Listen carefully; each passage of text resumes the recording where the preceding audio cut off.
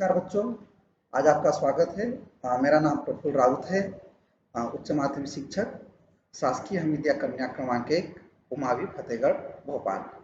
आज लेखा शास्त्र हम पढ़ेंगे, कक्षा 12वीं, इकाई 4 और अध्याय है साझेदारी फर्म का समापन या विघटन। फिर से आपका स्वागत है बच्चों। जैसा कि आज हमारा टॉपिक है साझेदारी फर्म का समापन या विघटन। अभी हमने पूर्व के अध्यायों में अभी हमने पढ़ा है साझेदारी हेतु लेखांकन, और इकाई 2 है और इकाई 3 है साझेदारी फर्म का पुनर्गठन। जैसे कि मैं आपको कुछ बताना चाहता हूँ कि जैसे भी हम कोई बिल्डिंग बनाते हैं तो आप देखते होंगे कि कितना टाइम लगता है। 6 महीने भी लग सकते हैं या कुछ महीने भी लगते हैं। पर इसी प्रकार से ये हमारी साझेदारी फर्म है जो कि बनाने में काफ़ी टाइम लगता है, पर तोड़ने में कुछ ही मिनट, कुछ ही घंटे और कुछ ही समय में हो जाता है। अभी जैसे कि हमने पूर्व के अध्याय में हमने पढ़ा है साझेदारी हेतु लेखांकन। साझेदारी फर्म की प्रकृति भी हमने पढ़ी है, जो कि साझेदारी संलेख, जो कि साझेदारी पार्टनरशिप, उसका अर्थ, उसका महत्व, हमने ये सब चीज़ें इकाई 2 में पढ़ा है। इसमें साझेदारी के अंतिम खाते, स्थायी एवं पुनर्शील परिवर्तनशील पूंजी हमने पढ़ी है। साझेदारों के मध्य लाभ का विभाजन, लाभ हानि वितरण का खाता, ये सब हमने इकाई 2 में हमने पढ़ा है। अब जैसे कि मैं इसलिए बताना चाह रहा हूँ क्योंकि फिर से मैं रिपीट कर रहा हूँ कि पार्टनरशिप या जो हमारी साझेदारी है वो 1 दिन या 2 दिन में नहीं बनती है, उसको काफ़ी समय लगता है। कैसे हमारे पार्टनर आते हैं, किस तरीके से हम रेशो उसमें विभाजित करते हैं, ये सब चीज़ें मैं आपको आगे बताऊंगा। और इकाई 3 में भी हमारे शिक्षकों ने बताया है साझेदारी का पुनर्गठन, जिसमें कि त्याग एवं लाभ प्राप्ति का अनुपात के बारे में हमने पढ़ा था, संपत्तियों एवं दायित्व के पुनर्मूल्यांकन और लेखांकन और संचितियों तथा संचित लाभों के वितरण के बारे में हमने पढ़ा था। और आप तो जानते हैं ख्याति, ख्याति के बगैर हम कोई भी काम नहीं कर सकते। ख्याति को प्रभावित करने वाले तत्व और मूल्यांकन की विधियां, उसका औसत लाभ, अधिलाभ, गुणांक एवं पूंजीकरण के बारे में हमने पढ़ा था। और हमने साझेदार के प्रवेश के अभाव, लाभ विभाजन, अनुपात में परिवर्तन, ख्याति के उपचार हेतु लेखांकन आदि हमने सब पढ़े थे। अब उसके बाद लास्ट पड़ाव आता है साझेदार की निवृत्ति और मृत्यु। निवृत्ति यानी है रिटायरमेंट। यदि कोई साझेदार रिटायर होता है तो उसमें किस तरीके से हम अपना विभाजन कर सकते हैं, ये सब चीज़ें हमारे संपत्ति और दायित्व के मूल्यांकन पर आधारित है। अब हम हमारा जो मूल पाठ है, जो अध्याय है, वो साझेदारी फर्म का समापन या विघटन है। इसमें हम काफ़ी कुछ अभी हम पढ़ेंगे, जैसे कि अर्थ, खातों का निपटारा, वसूली खाता और संबंधित खातों का निर्माण, ये सब हम पढ़ने जा रहे हैं। अभी हम जैसे कि देखा है कि प्रारंभ में हम जो है, मैं आपको 2-3 चीज़ें बहुत आसानी से बताना चाहता हूँ बच्चों, ताकि आपको बहुत, ये जो पाठ है ये बहुत ही स्कोरिंग है, काफ़ी इजी है, सरल है। इसमें हमारे जनरल एंट्री भी आती है, न्यूमेरिकल्स भी आते हैं और थ्योरेटिकल भी पार्ट आता है। काफ़ी इजी है और मैं सभी बच्चों से यही कहूँगा कि इस पाठ की तैयारी बहुत अच्छे से करें। अब जैसे कि हमारा आरंभ है, जो कि एक साझेदारी संस्था के संदर्भ में विघटन या समापन शब्द का 2 स्थितियों में प्रयोग किया जाता है, साझेदारी का विघटन और साझेदारी फर्म का विघटन।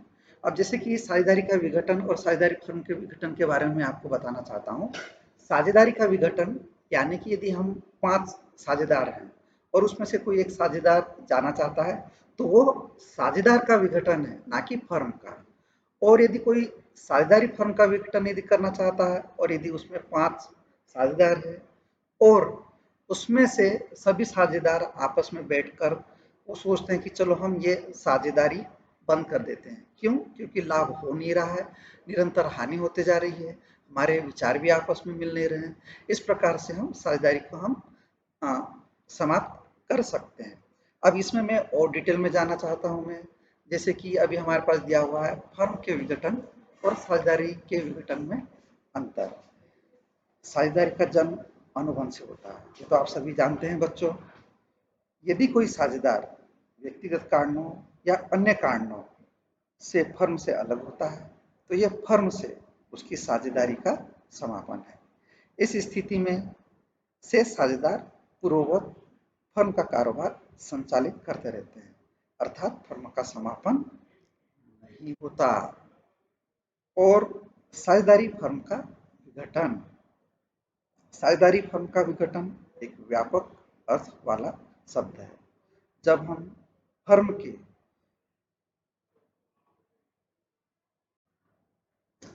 जब फर्म के सभी साझेदार फर्म के कारोबार को आगे नहीं चलाना चाहते हैं तो इसे साझेदारी फर्म का विघटन कहा जाता है।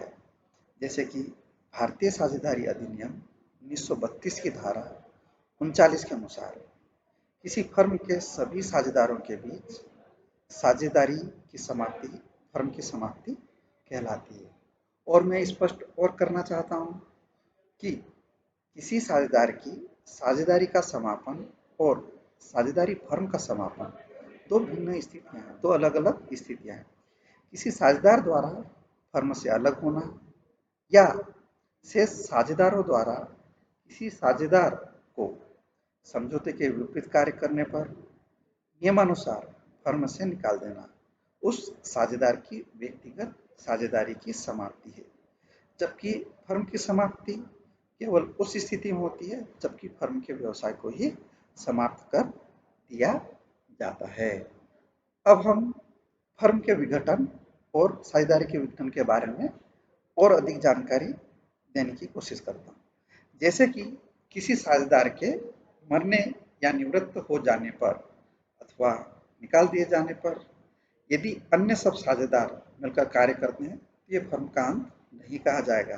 जैसे कि अभी मैंने आपको पूर्व में बताया था कि 5 साझेदार है, उसमें से एक साझेदार जाता है तो फर्म का विघटन नहीं कहलाएगा, वो खुद का विघटन कहलाएगा कि वो साझेदार चला गया, फर्म हमारी कंटिन्यू चल सकती है। हाँ, साझेदारी का अंत कहा जा सकता है किंतु जब प्रत्येक साझेदार फर्म से अपना नाता तोड़ ले और फर्म के कारोबार को बंद कर दे तो ऐसी स्थिति में फर्म का अंत हो जाएगा। जैसे कि मैंने अभी आपको बताया था कि हमारे कुछ साझेदार हैं और वो आपस में मिल बैठ कर जब बात करना चाहते हैं कि भाई अब हम फर्म को आगे नहीं ले जाना चाहते और हमें फ़ायदा भी नहीं हो रहा है, निरंतर नुकसान पे नुकसान होते जा रहा है, तो ऐसे में हम बैठकर आपस में अनुबंध के आधार पर हम उसको समाप्त कर सकते हैं।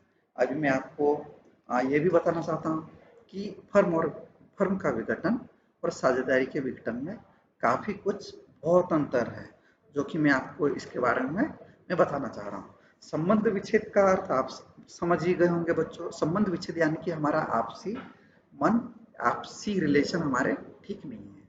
और उस प्रकार से देखिए फर्म के विघटन की दशा में सभी साझेदारों का एक दूसरे से संबंध विच्छेद हो जाता है जबकि साझेदार का विघटन का संबंध विच्छेद नहीं होता, उनके साझेदार के संबंध एक जैसे अच्छे रहते हैं। व्यावसायिक स्थिति पुराना व्यापार और फर्म समाप्त हो जाता है जबकि साझेदारी विघटन में पुराने नाम से व्यापार चालू रहता है। विघटन का प्रभाव। फर्म के विघटन में साझेदारी का भी विघटन हो जाता है और साझेदारी के विघटन की दशा में फर्म का विघटन अनिवार्य नहीं है। बच्चों में आपको एक चीज़ आप चाहो तो नोट कर सकते हैं, खाता। इसमें कई प्रकार के जो खाता के बारे में है, इसमें कई ऑब्जेक्टिव, सही विकल्प, सही जोड़ी, खाली स्थान, इस प्रकार का एक प्रश्न बन सकता है या हमारा अति लघु उत्तरीय प्रश्न भी इस के आधार पर बन सकता है कि भाई फर्म के विघटन पर कौन सा खाता खोला जाता है या साझेदारी के विघटन पर कौन सा खाता खोला जाता है। तो मैं आपको बताना चाहता हूँ फर्म के विघटन पर वसूली खाता खोला जाता है और साझेदारी के विघटन पर पुनर्मूल्यांकन खाता खोला जाता है। आप बच्चों समझ ही गए होंगे या मैं रिपीट करता हूँ, फिर से आप समझिए कि फर्म के विघटन पर वसूली खाता खोला जाता है और साझेदारी के विघटन पर पुनर्मूल्यांकन खाता खोला जाता है। और अब हमारा हिसाब किताब, जब हम कोई काम करते हैं, कोई फर्म चालू करते हैं तो हमारा हिसाब किताब कॉमर्स की भाषा में, अकाउंट्स की भाषा में बिल्कुल लिखा होना चाहिए। जैसे कि फर्म के विघटन की स्थिति में फर्म का हिसाब किताब अंतिम बार तैयार किया जाता है। देखिए फिर से मैं रिपीट कर रहा हूँ, फर्म के विघटन की स्थिति में फर्म का हिसाब किताब अंतिम बार तैयार किया जाता है, जबकि साझेदारी के विघटन की दशा में साझेदार का हिसाब किताब अंतिम बार तैयार किया जाता है, किंतु फर्म का हिसाब किताब आगे भी चलता रहता है। देखिए इसके कई कारण हो सकते हैं, जैसे कि फर्म का विघटन या तो ठहराव द्वारा या अनिवार्य रूप से या आकस्मिक घटनाओं के फलस्वरूप या न्यायालय द्वारा होता है, जबकि साझेदारी का विघटन साझेदार के अवकाश ग्रहण करने, दिवालिया होने, मृत्यु होने, अयोग्य होने या उसे साझेदारी से निकाले जाने पर होता है। अब देखिए हमारे फर्म के समापन की रीतियां या प्रकार के बारे में हम पढ़ेंगे। देखिए ये इसमें हमें साफ साफ दिया हुआ है, इसकी दो दशाएं हैं, न्यायालय के हस्तक्षेप के बिना और न्यायालय के आदेश द्वारा। देखिए यदि हमारा जो पार्टनरशिप डीड है, यदि हमारा आपस में समझौते के द्वारा यदि हमारा समापन हो जाता है, हमारे पार्टनरशिप डीड पार्टनर्स का समापन यदि समझौते द्वारा हो जाता है तो वेल एंड गुड है, बहुत ये तो बहुत अच्छी बात है कि हमें कहीं जाने की जरूरत नहीं है, आपसी सहमति से हमारा समापन हो जाता है। यदि उसके बाद यदि हमारा मन मुटाव या साझेदारी समापन नहीं हो पाती तो हम ऐसी दशा में न्यायालय जा सकते हैं, न्यायालय में अपना दावा पेश कर सकते हैं और न्यायालय जो हमें जो आदेश देगा हम उसका पालन कर सकते हैं। इसमें भी अब हम देखिए न्यायालय के हस्तक्षेप के बिना हम क्या क्या कर सकते हैं। समझौते द्वारा समापन, देखिए भारतीय साझेदारी अधिनियम के अनुसार साझेदारी फर्म का समापन फर्म के सभी साझेदारों की सहमति या उनके बीच किसी ठहराव के आधार पर किया जा सकता है, या जिस प्रकार साझेदारी का जन्म अनुबंध के आधार पर होता है उसी प्रकार उसका अंत भी अनुबंध के आधार पर किया जा सकता है। जैसे कि अभी आपको मैंने बताया था कि हमारे जो साझेदार बंधु हैं वो यदि अनुबंध के रूल एंड रेगुलेशन को यदि फॉलो करते हैं और इस तरीके से हम यदि उसकी बात को मानते हैं तो हमारा बहुत अच्छे से साझेदारी समापन हो सकता है। परंतु देखिए और भी इसमें और भी दिए हुए हैं अनिवार्य समापन। किसी साझेदारी फर्म का अनिवार्य समापन निम्नलिखित दशाओं के आधार पर किया जा सकता है। देखिए इसमें भी अलग अलग टिप्स दिए हुए हैं।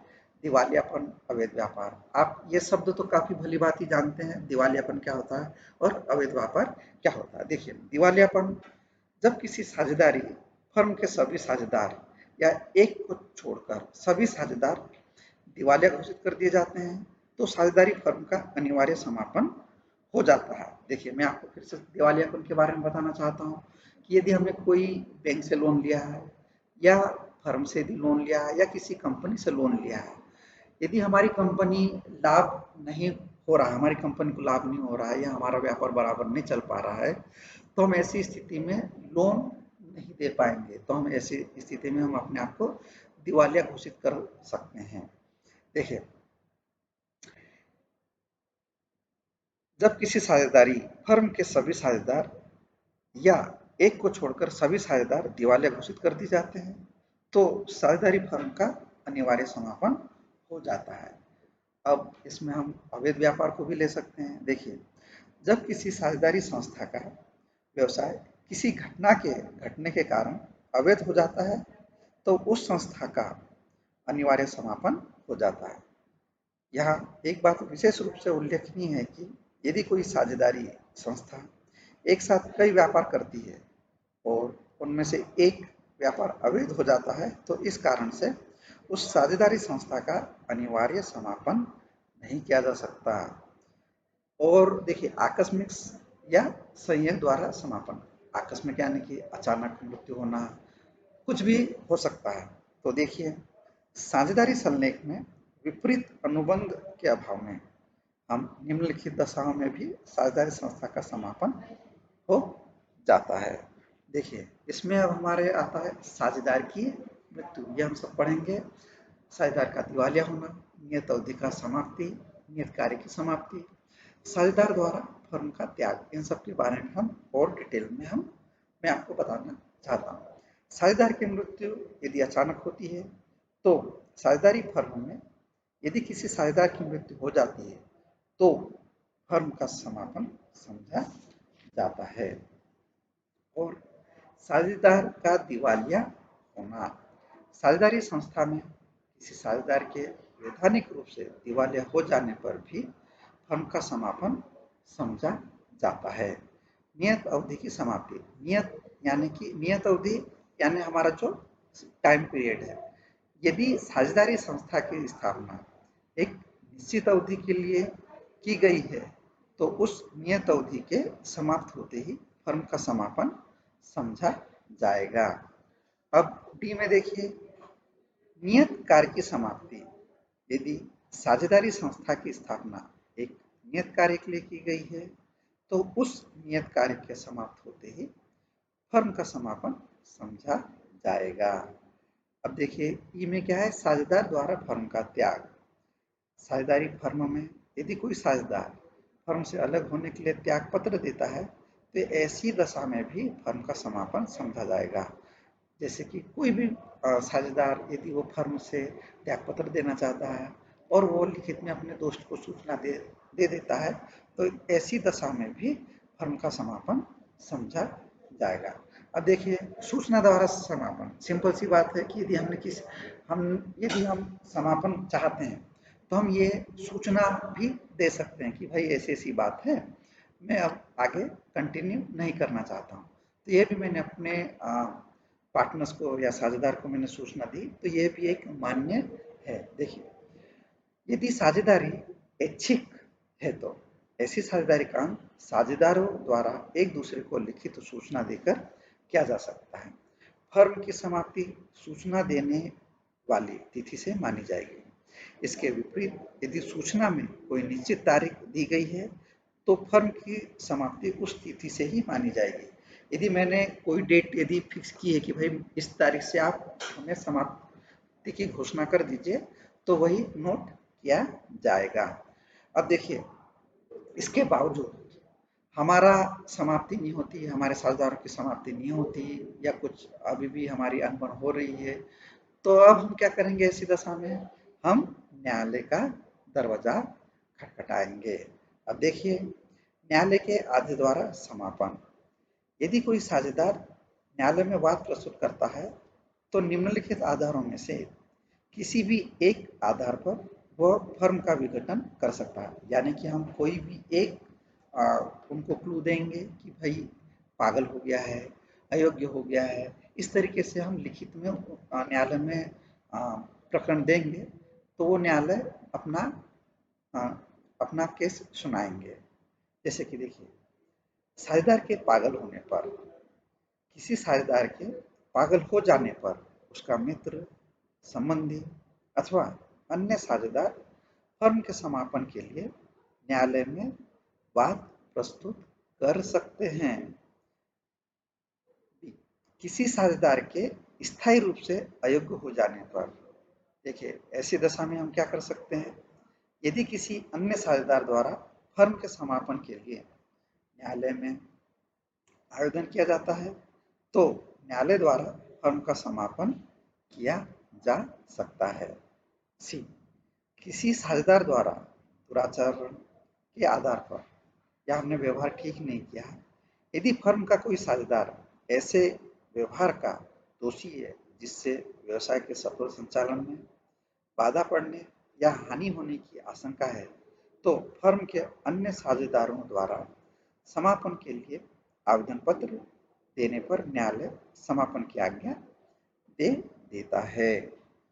अब साझेदारी ठहराव भंग करने पर, अब देखिए यदि किसी साझेदारी फर्म में कोई साझेदार फर्म के कारोबार संबंधी समझौते को तोड़ता है या कारोबार में अपने आचरण द्वारा बाधा डालता है तथा फर्म का व्यापार उचित रूप से नहीं चला पाता तो ऐसी दशा में किसी साझेदार द्वारा उसके विरुद्ध वाद प्रस्तुत करने की दशा में न्यायालय फर्म का समापन करने की आज्ञा दे सकता है। अपने भाग का दूसरे को हस्तांतरण करना, मतलब हमें किसी दूसरे को सौंपना।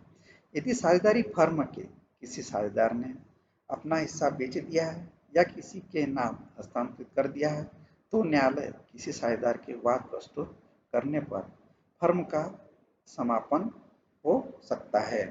अब बच्चों देखिए, फर्म का कारोबार हानिप्रद होने पर, यदि हमारा फर्म कंटिन्यू हानि पर हानि हो रही है, हमें लाभ नहीं हो पा रहा है, तो ऐसी दशा में हम क्या कर सकते हैं? साझेदारी फर्म का व्यापार लगातार हानि पर चल रहा है और भविष्य में भी लाभ होने की संभावना नहीं है, तो ऐसी दशा में किसी साझेदार के वाद प्रस्तुत करने पर भी न्यायालय फर्म को समाप्त करने की आज्ञा दे सकता है। अब जी में देखिए, जब न्यायालय की दृष्टि में फर्म का समापन उचित हो, देखिए किसी भी आधार पर जो न्यायालय की दृष्टि में उचित हो, न्यायालय फर्म को समाप्त करने की आज्ञा दे सकता है। अब देखिए बच्चों, आपको कुछ समझ में आया ही होगा थोड़ा बहुत। अब हम जो है इसके समापन के प्रभाव के बारे में हम पढ़ते हैं। देखिए काफी अच्छी जानकारी है इसमें, आप ध्यान से सुनिए। देखिए आप चाहो तो इसको नोट भी कर सकते हो, आप फोटो भी खींच सकते हैं। देखिए, विघटन के फलस्वरूप साझेदारी व्यापार का अंत हो जाता है और फर्म की समाप्तियां या तो बेच दी जाती हैं या साझेदारों द्वारा ले ली जाती है। इसका मतलब ये है कि यदि हम कोई संपत्तियां बेचते हैं तो वो हमारे साझेदार भी उसको खरीद सकते हैं। साझेदार व्यापार के विघटन के पश्चात साझेदार अलग से अपना व्यापार कर सकते हैं। भाई खाली थोड़ा ना बैठेगा वो। यदि हम 5 साझेदार हैं और वो समाप्त हो गया, तो हम अकेले क्या करेंगे? हमें तो अपने परिवार का भरण पोषण करना है, तो हम कंटिन्यू अकेले व्यापार कर सकते हैं। अब फर्म का समापन तब तक नहीं समझा जाता जब तक सभी साझेदार फर्म का कारोबार समेट नहीं लेते हैं, अर्थात संपत्ति को बेचकर रकम की वसूली और दायित्व का भुगतान नहीं हो जाता है। देखिए इसमें बिल्कुल क्लियर दिया हुआ है। जैसे कि साझेदारी फर्म का समापन, मैं आपको फिर से एक चीज बताना चाहता हूँ, ऐसे ही समाप्त नहीं होती। जो भी हमारी संपत्तियां होती है उसको हम बेचते हैं, जो बेचकर हमें जो पैसा प्राप्त होता है वो हम अपने ऋणी या दायित्वों को चुकाते हैं। अब फर्म के टूटने पर यह आवश्यक हो जाता है कि फर्म का सारा हिसाब किताब बनाया जाए, फर्म की सारी संपत्ति को बेचा जाए और प्राप्त धनराशि को फर्म के ऋणों एवं दायित्वों को चुकाने में लगाया जाए, जैसे कि अभी मैंने आपको बताया था। यदि फिर भी कोई धनराशि बच जाती है तो उस धनराशि को साझेदारों के अधिकारों के अनुसार आपस में बांट लेना चाहिए। यहाँ पर यह बात विशेष रूप से उल्लेखनीय है कि फर्म के समाप्त होने पर भी फर्म के अंतिम हिसाब किताब निपटाते समय साझेदारों के अधिकार व कर्तव्य वही रहेंगे जो फर्म के समाप्त होने से पहले थे। अब हम आगे देखिए, हिसाब के निपटारे की विधि है। हमें बहुत तरीके से हिसाब को निपटाना है, इसकी भी अलग अलग विधियां हैं। देखिए हम पढ़ते हैं, मैं आपको बताना चाहता हूँ। किसी विपरीत समझौते के अभाव में फर्म के समाप्त होने पर अंतिम हिसाब किताब के निपटारे की विधियां निम्नलिखित हैं। देखिए पहला है हमारा, साझेदारी फर्म की हानि सबसे पहले लाभ में से पूरी की जाएगी। देखिए फिर से मैं रिपीट कर रहा हूँ इसको, ये बहुत इंपॉर्टेंट है लाइन। साझेदारी फर्म की हानि सबसे पहले लाभ में से पूरी की जाएगी। यदि फर्म की हानि लाभ में से पूरी ना हो तो वह हानि साझेदारों की पूंजी से की जाएगी। यदि फिर भी हानि पूरी ना हो तो सब साझेदार अपने लाभ हानि अनुपात में वहन करेंगे। अब देखिए, साझेदारी फर्म की संपत्ति का प्रयोग निम्नलिखित क्रम एवं रीति से किया जाएगा। देखिए इसके भी अलग अलग पॉइंट हैं। तीसरे पक्षार तीसरे पक्षकारों के ऋण चुकाने के लिए। दूसरा है प्रत्येक साझेदार के ऋण को चुकाने के लिए जो कि उसने फर्म को दिया है। एवं अंतिम है, आनुपातिक रूप से प्रत्येक साझेदार की पूंजी वापस करने के लिए। जो शेष रकम यदि कोई बचती है तो साझेदारों के मध्य उनके लाभ हानि के अनुपात में बांट दिया जाएगा। अब देखिए, विघटन का लेखांकन। इसमें हम अलग-अलग प्रकार के खाते बनाते हैं। खातों के बारे में भी हम चर्चा करेंगे। वसूली खाता बहुत इम्पोर्टेंट है। ये इसमें हमारा थ्योरेटिकल पार्ट भी आता है, जनरल एंट्री भी आती है और हम न्यूमेरिकल भी इसमें करते हैं। तो ये वसूली खाता बच्चों ध्यान रखो, ये बहुत इम्पोर्टेंट है। परीक्षा में पूछा जाता है, हर बार इसका क्वेश्चन पूछा जाता है, तो इसको आप बहुत ध्यान से सुनिए और चाहो तो आप इसको व्हाट्सएप से फ़ोटो भी खींच सकते हैं, जो आपको स्क्रीन में दिखाई दे रहा है। देखिए, मैं आपको विस्तारपूर्वक बताना चाहता हूँ। जब किसी साझेदारी संस्था का समापन होता है, तो उसकी लेखा पुस्तकों में खुले हुए सभी खाते बंद किए जाते हैं। जितने भी खाते मैं आपको बताना चाहता हूँ, जितने भी खाते हैं, वो सब बंद कर दिए जाते हैं, तभी समापन कहलाएगा। प्रत्येक खाता किसी न किसी प्रविष्टि के द्वारा बंद किया जाता है। इसमें हम जनरल एंट्री करते हैं, वो भी आपको मैं आगे बताऊंगा। उस समय वसूली खाते के रूप में एक नया खाता खोला जाता है, जिसके माध्यम से फर्म की संपत्तियों से प्राप्त रकम एवं दायित्व के भुगतान का लेखा किया जाता है। विघटन के समय आवश्यकता अनुसार निम्न खाते बनाए जाते हैं, जो कि अभी आपको मैं बताया था। हम 5 प्रकार के खाते हम बनाते हैं: वसूली खाता, साझेदार के चालू खाते, साझेदारों के पूंजी खाते, साझेदार का ऋण खाता और रोकड़िया बैंक खाता। यह हम इसके बारे में काफ़ी अच्छे से हम चर्चा करेंगे।